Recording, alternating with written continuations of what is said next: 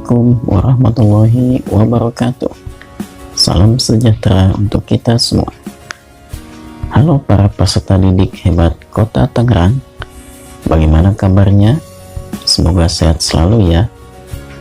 Tetap menjaga kebersihan dan semangat selalu dalam menggali ilmu. Sebelum mulai belajar, biasakan membaca doa ya. Baik, mari kita belajar bersama pada ilmu pengetahuan alam tentang pola interaksi dalam ekosistem bersama saya, Kak Dian Wardana dari SMP Citra Kasih. Materi ini termasuk pada kompetensi dasar 3.7, yaitu menganalisis interaksi antara makhluk hidup dengan lingkungannya serta dinamika populasi akibat interaksi tersebut. Kemudian kompetensi dasar 4.7, yaitu menyajikan hasil pengamatan terhadap interaksi makhluk hidup dengan lingkungan sekitarnya. Tujuan pembelajarannya adalah diharapkan peserta didik dapat menganalisis pola interaksi makhluk hidup dalam ekosistem. Pernahkah kalian mengamati cicak memburu nyamuk? Atau pernahkah kalian melihat sesama kucing berkelahi karena memperebutkan ikan? Nah, itu adalah contoh dari salah satu pola interaksi makhluk hidup dalam ekosistem darat di lingkungan kita. Lalu, apa itu ekosistem? Ekosistem adalah suatu sistem ekologi yang terbentuk oleh hubungan timbal balik antara makhluk hidup dengan lingkungannya.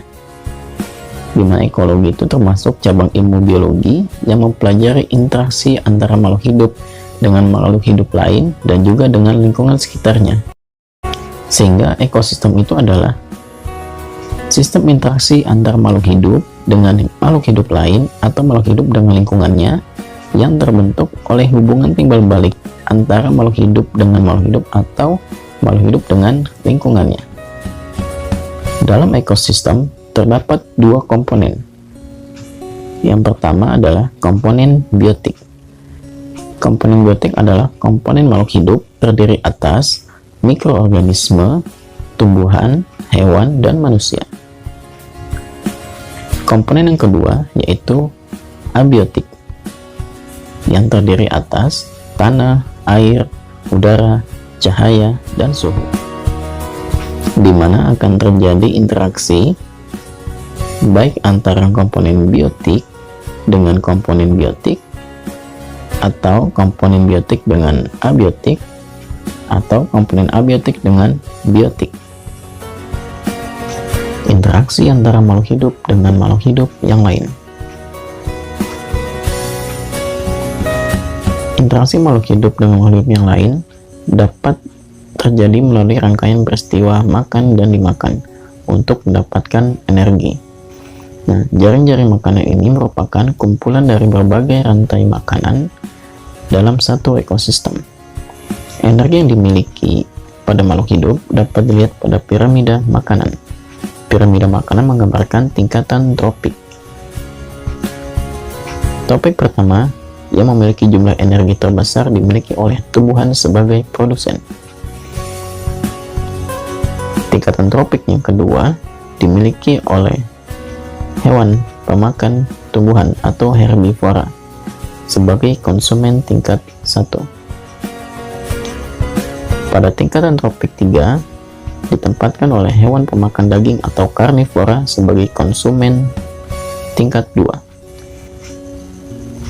Pada tingkatan tropik yang keempat ditempati oleh hewan pemakan daging yang kedua sebagai konsumen tingkat 3. Nah, semakin ke arah puncak piramida makanan, maka sebetulnya terdapat penurunan energi dan jumlah energi paling banyak ada pada tumbuhan, sedangkan paling sedikit ada pada konsumen tingkat 3. Mengapa demikian? Karena setiap makanan yang dicerna oleh hewan tidak seluruhnya terserap, hanya sebagian kecil yang terserap menjadi energi. Lalu bagaimana pola interaksi makhluk hidup dalam ekosistem? Setiap makhluk hidup yang ada di dalam ekosistem selalu berinteraksi satu sama lain. Karena dengan adanya interaksi, maka ekosistem dapat berjalan dengan seimbang. Tapi dalam ekosistem itu, interaksi yang dilakukan memiliki bentuk, hubungan, dan tujuan. Apa saja hubungan yang terjadi dalam sebuah ekosistem, dan bagaimana bentuk polanya serta dampaknya? Terdapat 5 bentuk pola interaksi dalam ekosistem. Yang pertama, ada netral. Yang kedua, ada predasi. Yang ketiga, ada simbiosis. Yang keempat, ada kompetisi. Dan yang kelima, ada antibiosis. Nah, kelima bentuk pola interaksi dalam ekosistem merupakan interaksi antara makhluk hidup dengan makhluk hidup yang lainnya. Pola interaksi yang pertama yaitu netral. Netral atau netralisme adalah hubungan antara makhluk hidup berbeda jenis yang tidak saling mempengaruhi meskipun makhluk hidup tersebut berada dalam habitat yang sama. Contoh netral adalah ayam dan kucing, atau ayam dan domba, atau katak dan ikan. Keduanya merupakan bentuk interaksi yang tidak saling mempengaruhi, atau tidak saling menguntungkan, atau tidak saling merugikan, karena memiliki jenis makanan yang berbeda.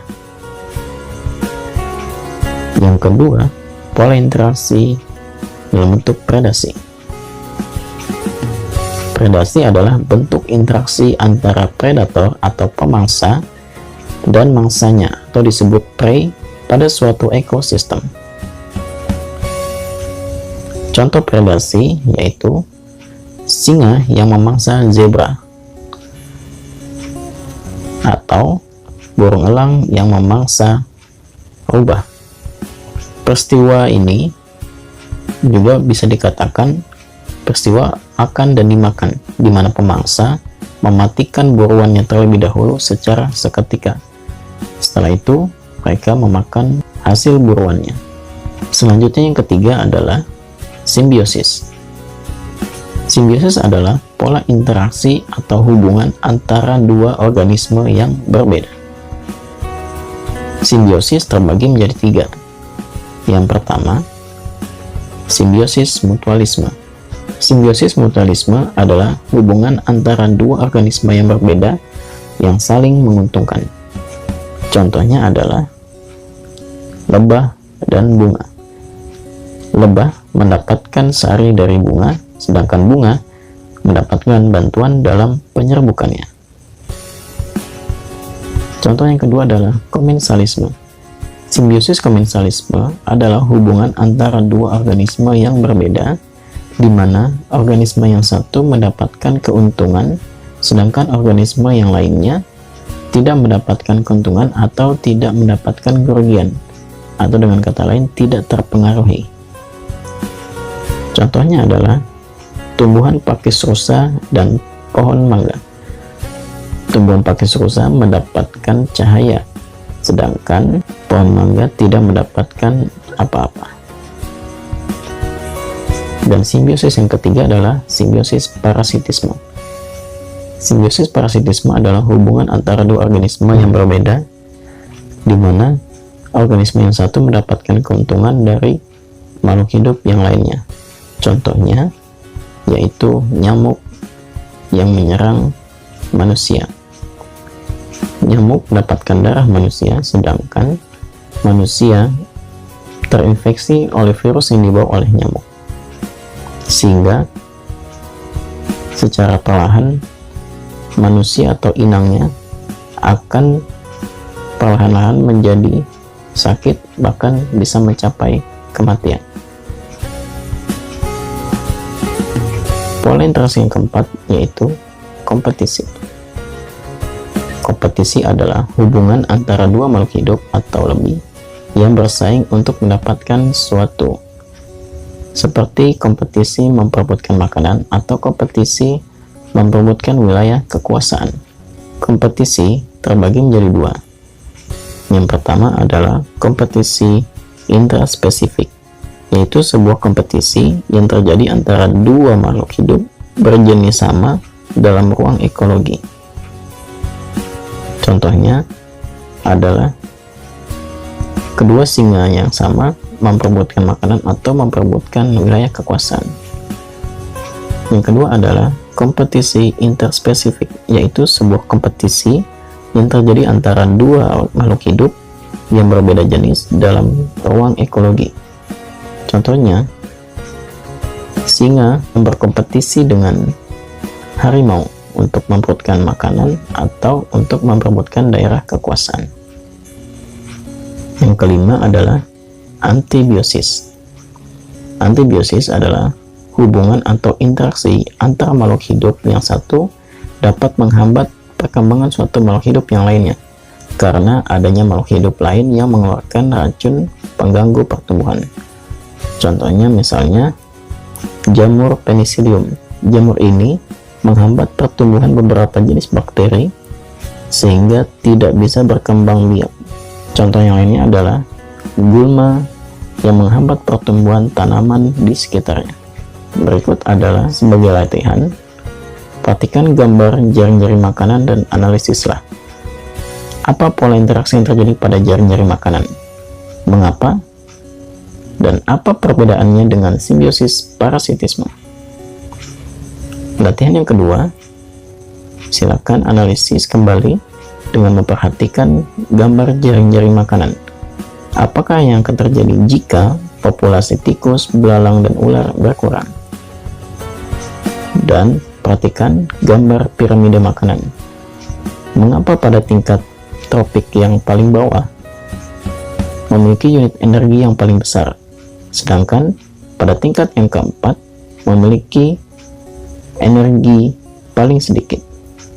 Baik, terima kasih. Selamat belajar.